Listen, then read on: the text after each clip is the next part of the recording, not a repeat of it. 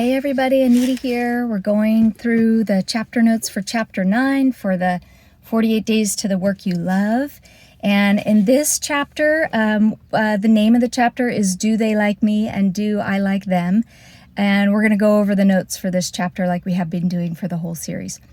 So this chapter is all about the importance of interviewing well. And as a matter of fact, it's worth repeating what the chapter says.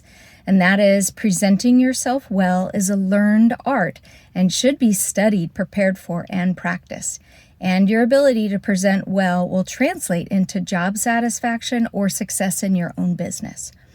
So I've noticed this in my career. I was in the tech space for lots of years, and when I started, I was shy, I wasn't self-confident, I wasn't comfortable speaking in front of lots of people. I just needed time and experience, and I had a lot of great mentors along the way who helped me to boost my confidence and understand my skill sets and the ways that God has made me, and that really helped to take me from being somebody who would really shy away from interaction or interaction in an interview and confidence in an interview, or being able to speak in front of large crowds, all those kinds of things that I've done in my career.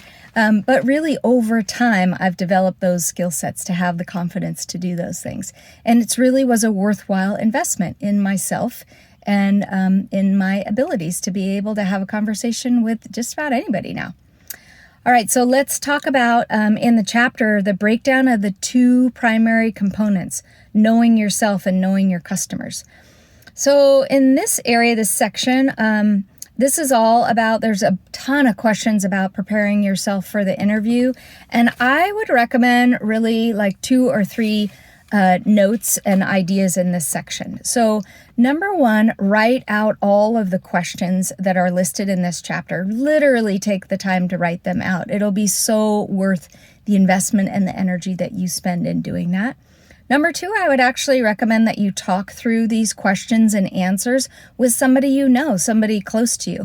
But maybe lay it out and say, can we talk through all of the options and the responses to the questions first, and then give me feedback when we're all the way done? And this just would simply give you the opportunity to have your line of thought be nice and linear and not lose your place and not be distracting, or it'll also help you to build your confidence as you continue to answer these questions.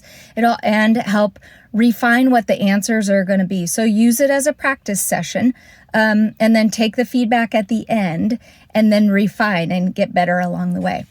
The other thing that I would actually recommend, a third option to consider, is actually recording yourself. Pull out your phone and record the interview and the questions and the responses to those questions you do with your friend, and then watch that for feedback.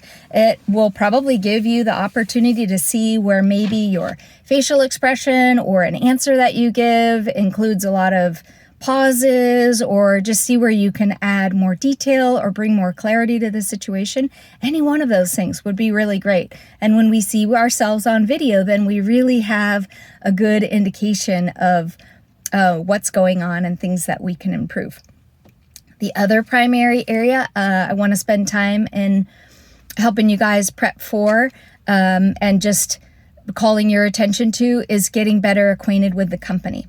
So at this point, you've already researched 30 to 40 organizations to be able to send your letters out. So it's not that you haven't done some of this. What you're doing now is in preparing for the interviews, you're drilling down a little bit deeper. So you want to understand things like, what does the company stand for? Where are they investing? What are their people like? What are people saying about them on social media? What do other companies say about them? Are there organizations that they partner with? What's important to them? Sometimes you can even see from the pictures on the website what might be the dress code, so you can show up to the interview in a model of dress in which their culture already does. And so, you know what I mean? Like if they're super business formal, then you want to be able to dress that way. If they're business casual, you want to know that too as you're going into the interview. It's super important also to have your questions ready for the interviewer. There are things I can guarantee that you want to know about the job that you're interviewing for that won't come up in the interview. So be prepared to ask those questions. Continue to make your eye contact. Continue to stay engaged and use your smile. Continue to show interest in the organization and the position, and to continue to see, is this a good fit for you and for them? Because it's really important it's a good fit for both. Okay, and so the chapter goes through and also recommends a couple things to talk about and not talk about. Just pay close attention to those, and I know you guys will do a great job on that. The chapter wraps up with an exiting interview section, which presents some great tips to finish well, so be sure and go over those and just kind of know those.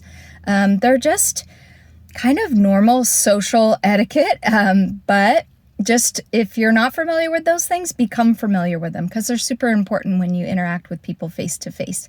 And so just, if you're new to industry or new to the country or maybe you've been out of the workplace for a long time, like me. I was a homeschooling Christian mom, and I was out of the workforce on purpose for so many years, and so a couple of things changed, but a lot of things haven't. And so just pay attention to some of those things. So like I always say at the end of these videos, you guys, you can do this. I know you can. I believe in you. If you need help, reach out on social. My contact information will be at the bottom. And bless you guys. Have a great day.